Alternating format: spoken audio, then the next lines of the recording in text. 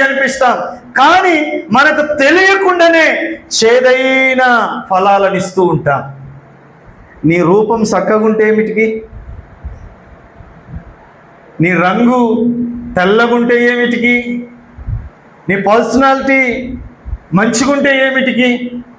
నీ రంగు రుచి కాదండి, నీవిచ్చే ఫలాలు ఎట్లుండాలి చెప్పండి? మాధుర్యంగా ఉండాలి. నేను మధురంగా లేను, చేదుగా ఉన్నానని చెప్పిన వాళ్ళు ఎవరు బైబిల్లో?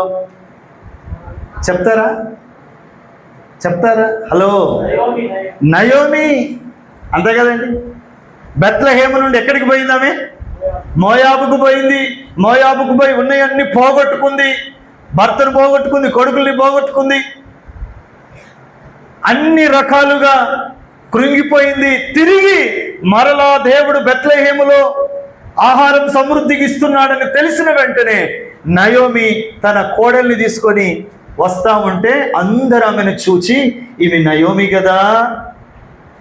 నయోమి కదా అని గుర్తుపడతా ఉంటే నయోమి అంటుందంట, మీరు నన్ను నయోమి అనొద్దు, నన్ను ఏమనండి, మీరు మారా అని పిలవండి, నన్ను చేదు అని పిలవండి. ఎందుకంటే నా బ్రతుకును నేను చేదు చేసుకున్నాను, నా జీవితాన్ని నేను చేదు చేసుకున్నాను. మంచి జీవితము కలిగి నేను ఇక్కడ నుండి వెళ్ళితిని, సమృద్ధి గల దాననే ఇక్కడ నుండి వెళ్ళితిని, రిక్తురాలిగా నేను ఇక్కడికి వస్తున్నాను. నా మాధుర్యం పోయింది, నా ఫలభరితం పోయింది, నా సువాసన పోయింది, నా సౌందర్యం పోయింది.